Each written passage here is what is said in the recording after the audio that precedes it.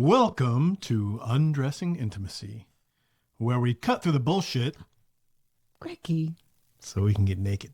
you can't say that. Why not? How would you say it then? Well, maybe more like, welcome to Undressing Intimacy, where we undress emotionally so we can undress physically. That's exactly what I said. Not sure what the problem is.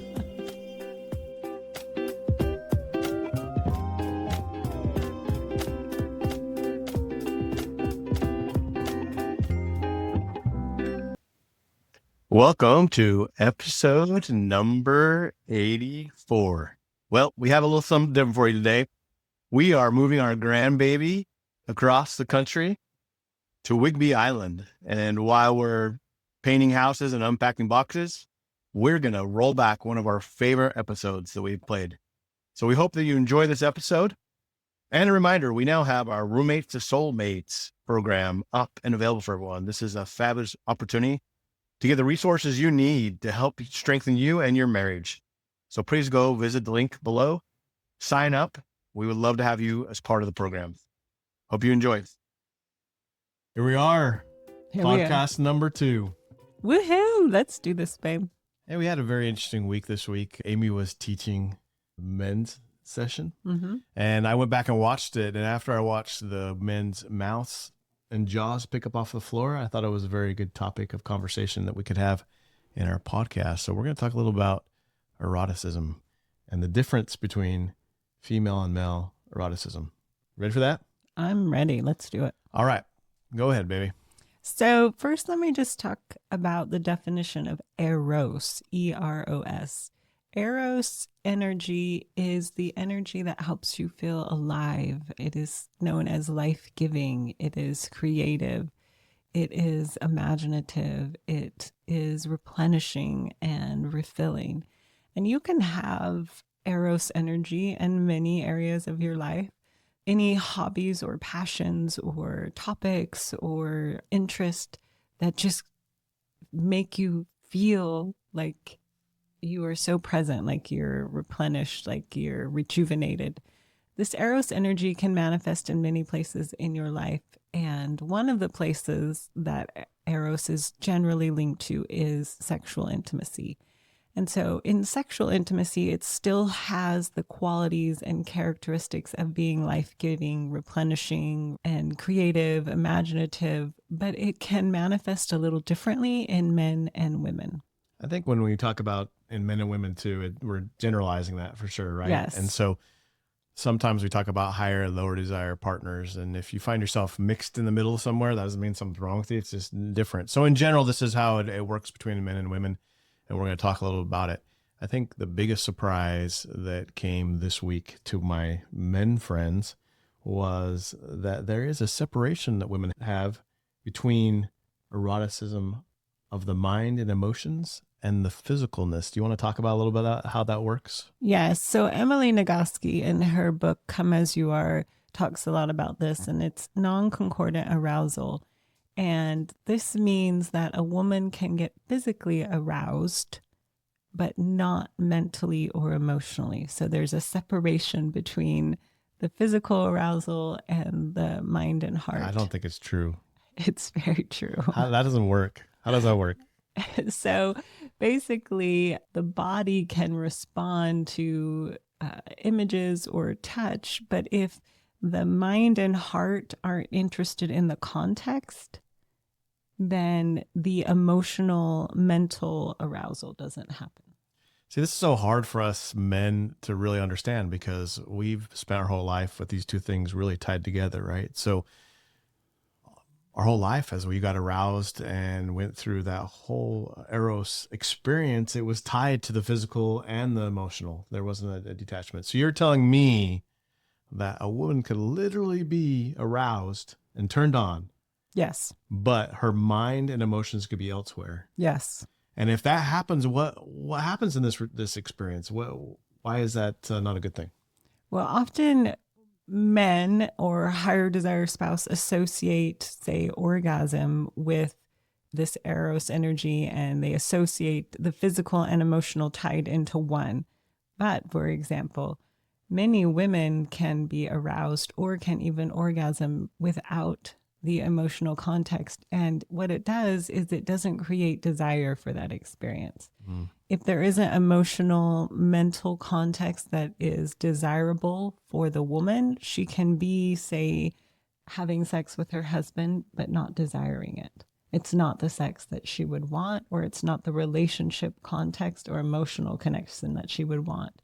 So he can think that, say, in a sexual interaction, that he's given her orgasm, so he's given her the greatest pleasure, but miss all of the emotional context that actually would bring that pleasure.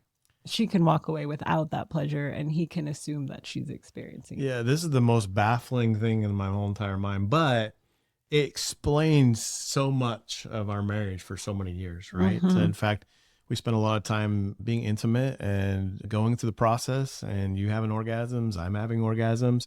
And oftentimes later on, I would go, "Oh, that was the greatest thing in the whole entire world." And you would turn to me and go, "Well, what are you talking about? I don't remember that." And I would be like the most confused man in the whole entire world. But this kind of explains why that happened, right? Yes, because the emotional connection and context weren't there. And so it wasn't memorable for me. Yeah, and when we learn this as men, the problem is we learn this and we go, okay, we're gonna fix this problem, right? And we think we have all the right ways to fix this problem. How do men usually go about trying to fix this problem? That's maybe not the right way. They think, well, I'll just do a lot of nice things for my spouse and trying to earn that emotional connection. Or I'll, bring flowers and that will be romantic, so she'll want me. But it really goes far deeper than that. Yeah, it was interesting to watch this group of men in this men's group start saying, "Well, okay, yeah, I've been told this happens all day. I have to go do the dishes. I have to bring flowers. I have to." And I was cringing as I was watching this because I realized that I went through the stage of, well, okay, now I realize that Amy needs to be emotionally attached to this whole physical thing.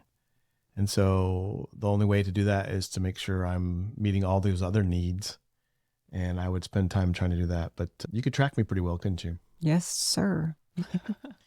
And for some reason, when you're doing something out of trying to extract or get something else, it's not very sexy. No, it's not. It feels like you're being taken from, unused, and you can feel the ulterior motive behind it. So it feels like maybe you want something, but maybe you don't want me. It's one thing to want the female body, and it's another to want the person contained in that female body. And the difference is huge for women. It's not just you want my body, it's you desire and are connected to me as a whole person. Right. Well, this doesn't solve our problem yet, does it? So quite. we're in a conundrum. Conundrum. I can't say that word, but whatever you said, that's what we're in. Because us men have now finally figured out, hey, you know what? It's more than just this physical thing. I can't touch these buttons here and rub that thing there, and then it all works like we want it to. So we figure that out, and then we go into this mind spin of what are all the things I can do to get this thing that I want? Because the most thing that's most desirous is to watch our spouse and the one we love most be turned on and have this great desire and passion and experience. And so we're at odds. We don't know what to do. So give us a hint, one little hint. Well, I can tell you, it's not like the Friends episode where they label the 7 erogenous zones and then there's a specific map of like 1, 3, 4, 5, 6, 7, 7, 6, 5, 4, 3, 2. I don't know if you've ever seen that Friends episode, but It's a good one. it's pretty funny relating to the erogenous zones. It is far more about how are you showing up in this relationship? Are you being a true partner? Can you handle the honesty of knowing your spouse? Can you handle the honesty of being known, showing yourself? It's getting rid of things like people pleasing, earning, seeking validation, and it's becoming a more whole, autonomous person who is actively choosing, not just trying to get, but actively choosing their spouse. And that's a whole other process, not just like a list of tasks. Like I'll do these 5 nice things and then hope that you don't see through them as my way to try and get sex and count it as emotional connection. Yeah, sorry, gentlemen. There is no easy way.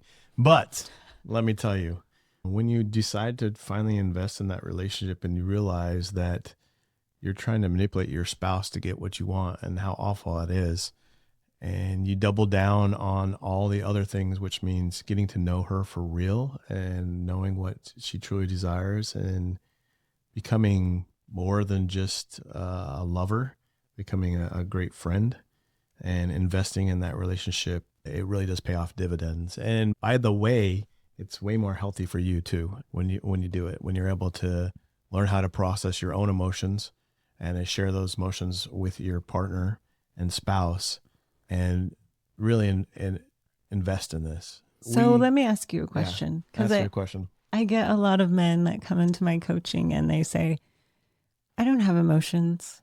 I just learned to stuff them. I've just learned to like be tough and move on. And I don't really know what you're talking about. And so I'll coach them through that. But I'm curious from your end, when you're saying process your own emotions, what has that looked like for you? Yeah, I think that we're pretty much set up for failure in this area as men, right? We're taught that we are the ones to be strong and stalwart, and it's up to us to make sure the family's taken care of.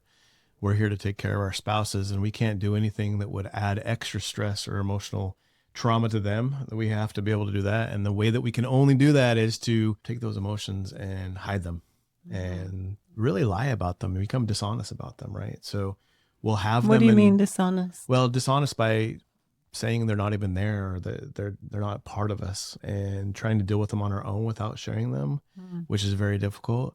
It's taken a lot of work on my side to be able to be willing to be honest enough to let you know that those kind of things are happening. I mean, just this week, right? There was a time when I was very, very stressed at work, what was going on at work. And I would always have just dealt with that on my own. And what would that dealing with it on your own look like? I would try to pretend like it wasn't there. I would just ignore it or move on. And then usually what happened, it would come out sideways in different areas. And Such as? I would be snarky to you. I would yell at the kids. I would break. I would disengage. I would distance myself. I would look to do things that would help buffer those emotions. Like my favorites were eating a lot.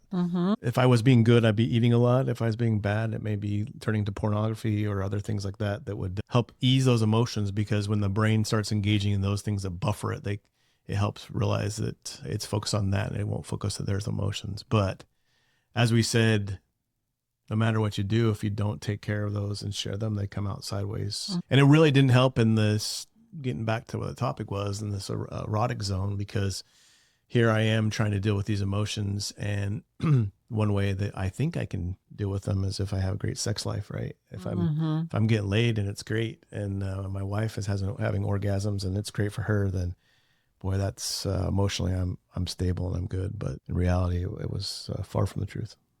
There was that energy of needing to be soothed, needing to be taken care of, needing to be managed.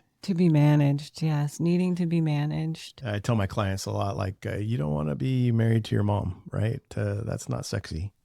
And that's what it becomes. And really I think the struggle from a female side, and maybe you can tell me if I'm right or wrong here and add to it, is that you spend all your days managing and caring for others. You don't want to spend your nights being with someone that you're doing that with too, right? Right. So it's very, very unattractive. Very unattractive. And it's an energy that is repelling. And so you're trying to pull someone in because you're feeling so low. Like for you, when you would be avoiding and suppressing, you would be reaching and pulling, kind of this grasping, needy energy. And it's so unattractive that it would push me away, which would make you feel worse, which would, sort of cause the spiral in our relationship. And it took us a while to really untangle all of that. Yep, that's right. And so, men, when we realize that there is a definite emotional and mental connection, that can be either connected or not connected to the physical intimacy. And we desire that physical intimacy. Really, it is taking care of our own selves and our emotions, being honest and open with our spouses and our significant others, and being able to willing to share that. And so like this week when we talked about, the big difference was I stopped and I texted you. I literally was upstairs, right? So yeah, you work from home upstairs, so and she was downstairs. But the safety of a text, I guess, and not having to get up, I literally just texted you and said, this is what's happening. And the other thing that we can fall into the pit sometimes is once we learn that we need to do this, we sometimes become emotional vomiters, right? Where we just vomit all and get it out. Now we're sharing it, but we're also still looking for someone to fix it. And I think you can tell me if I'm wrong here too, but one of the sexiest thing a man can do is say, I have an emotion. I may not understand it, but I'm working through it. I'm going to figure it out. And I'll get back to you when I do. Yeah. And I think women are really guilty of being emotional vomiters too. And trying to get emotional stability and regulation through their husbands. And again, they do it, I think, from talking about eroticism and connection, because women connect emotionally before they do physically, whereas physical connection tends to create the emotional connection for men. So sometimes in that desire to try and get to the place of physical connection, women reach out in ways that are more emotionally needy and emotionally like managing, like seeking that management and validation. And that is also unattractive from the opposite side too. And so it's really for women and men to be able to emotionally regulate their own selves and show up in that honestly, not hiding it or pretending or buffering or trying to escape it, but honestly owning it and being present.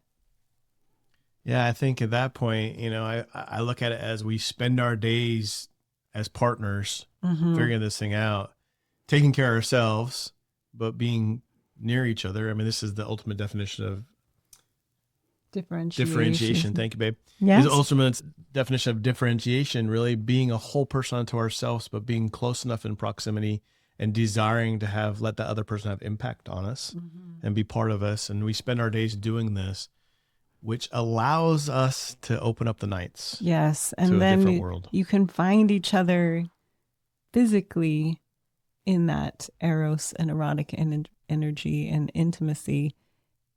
And by that, I mean all forms of intimacy, whether it's snuggling, hugging, connecting, kissing, having sex. There are lots of forms of physical intimacy, eye gazing, holding, however that goes.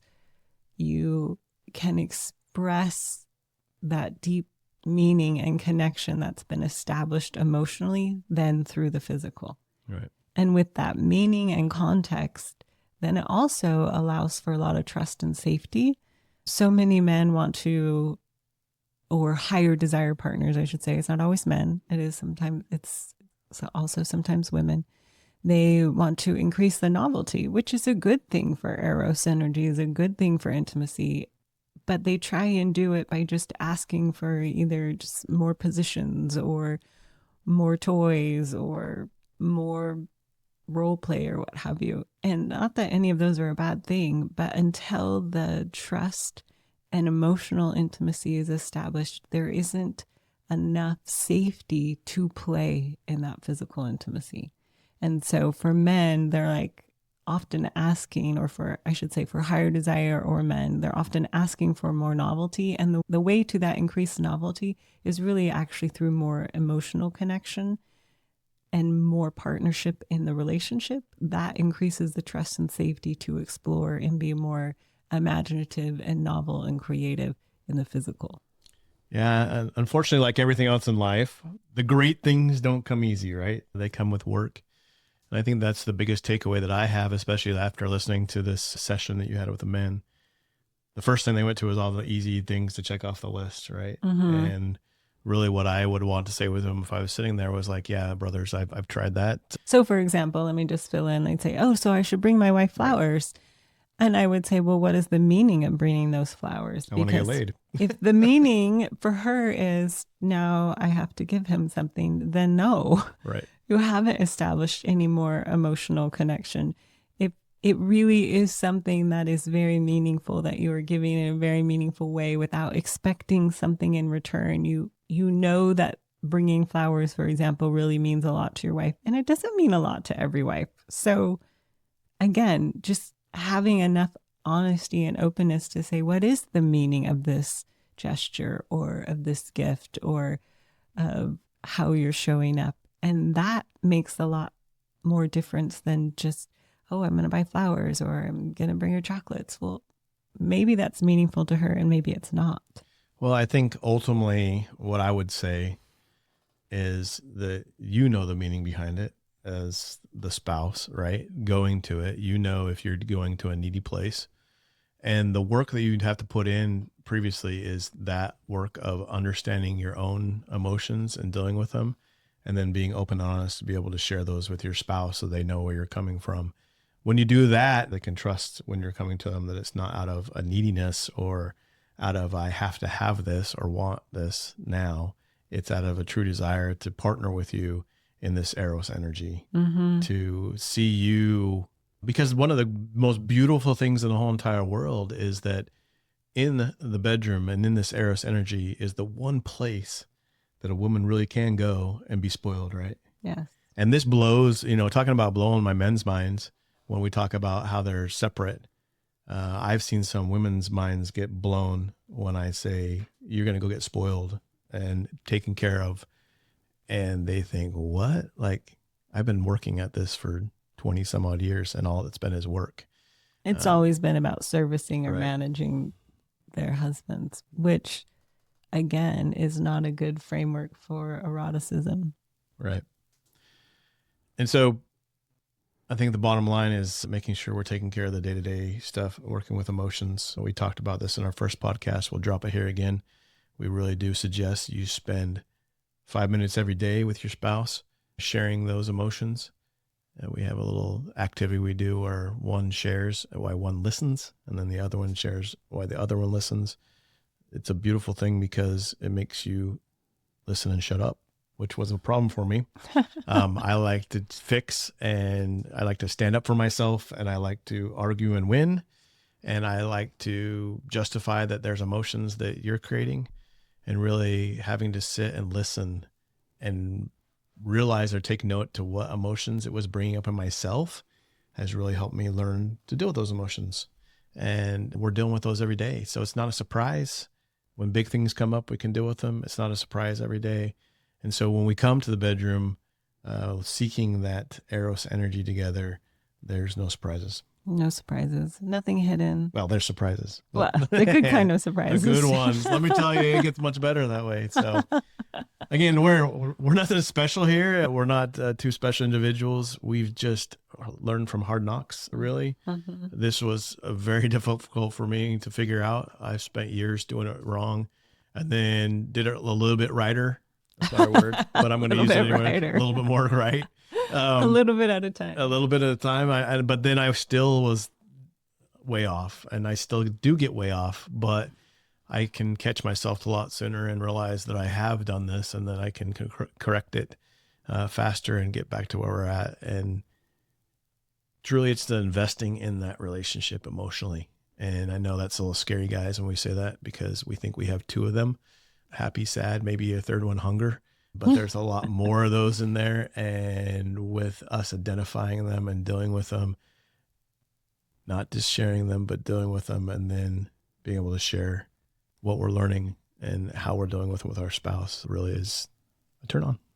I also think it's very attractive and creates a lot of trust when a spouse can own a way that they are showing up, maybe in that relationship that isn't working, and say, I can really see I've been really defensive, or I haven't been willing to see how I haven't been partnering with you. I've just been justifying my behavior, or I've just been ignoring your requests for help. And when a spouse can own up to that, that also makes you really trustworthy. When they can see what they are doing that is making it difficult for the emotional connection to happen, that is very powerful and creates so much capacity for the trust to move into the physical intimacy and to create that eros. In order to have eros, it has to be a space of freedom and aliveness and play, but it also needs to have boundaries, boundaries that create trust. So we like to refer to it a lot as the adult playground. And every playground usually has some type of boundary or fence. And so within that boundary and fence, what is it that you include in your playground? And that's what you get to decide together. But there is always a boundary. And I think that boundary is created by trust, knowing that your partner can see themselves, can see their impact and their influence, and is willing to face that. Yeah, that's right. I would say that for the person that was higher desire, they're always the one probably trying to push that boundary out a little further. And the one that was lower desire are always trying not to get there because they're afraid of what happens to the boundary. We had a client that we coached that we talked about this as like the staircase, right? Where usually the higher desire is starting on the top stair and they turn to ask if they want to have some intimate relationship or time together. But they're all the way clear up to the top stairs and being turned on and the things they're doing and their spouse is on the bottom step and how you need to go down and get them. Well, we had one client say, well, I'm scared as hell. What's up on the top of the stairs, right? And so we had to work through of knowing it. So I'd say two things about that. One, as higher desire people, that doesn't mean we should stop desiring to push those boundaries at times. We should take that in consideration with our significant others and be willing to share, but be okay if they say, no, I'm not interested in that. And that's where I really had failed, right? So I thought that was rejection. That meant something to me, that I was sick and wrong and my desires were bad. And when you get over that and realize that, nope, there's different desires between each of you and that's not good or bad. It's what you decide you can do together. And I would say that the lower desire person being willing to trust that spouse to push those boundaries a little bit and get out of your comfort zone and knowing they are always, you can take that fence down and remove it, right? Or you can push it back out or bring it back in to over where you're comfortable. But it takes work on either side to be able to make that playground.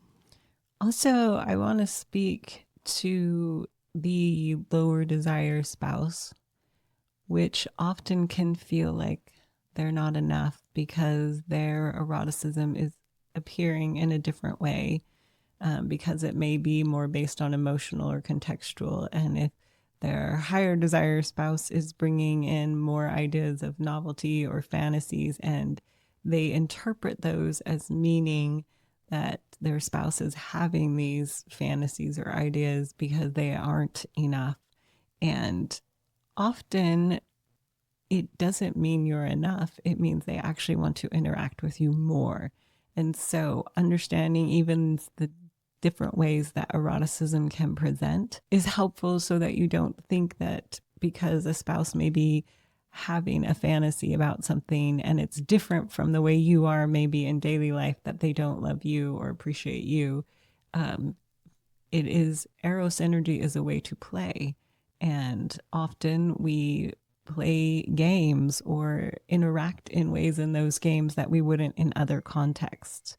So, for example, when I'm playing a card or board game, I might be stealing people's property or taking their turns or, And you love to do that in real life, I know. Being far more aggressive than I am in real life.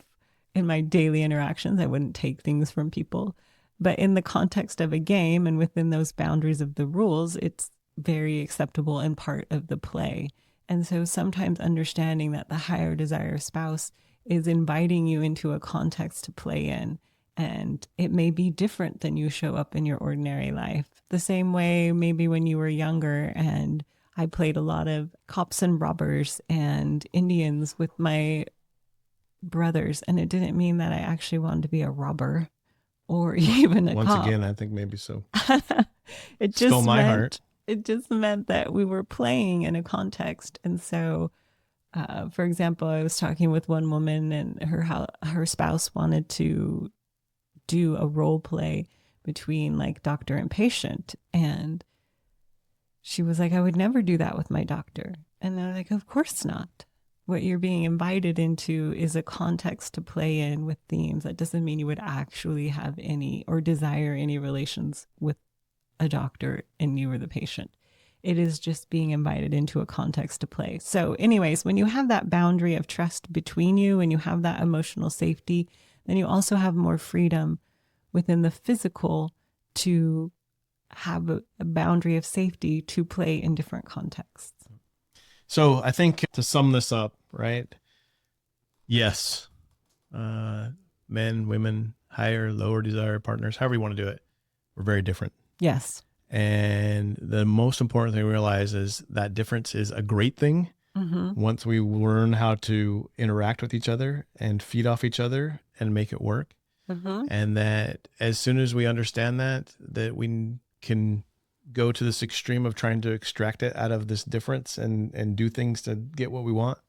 And as long as we are not doing that, but doing it out of a growth area and a full relationship, not just the sexual relationship, that this eros sexual relationship will really grow into something that we never imagined possible.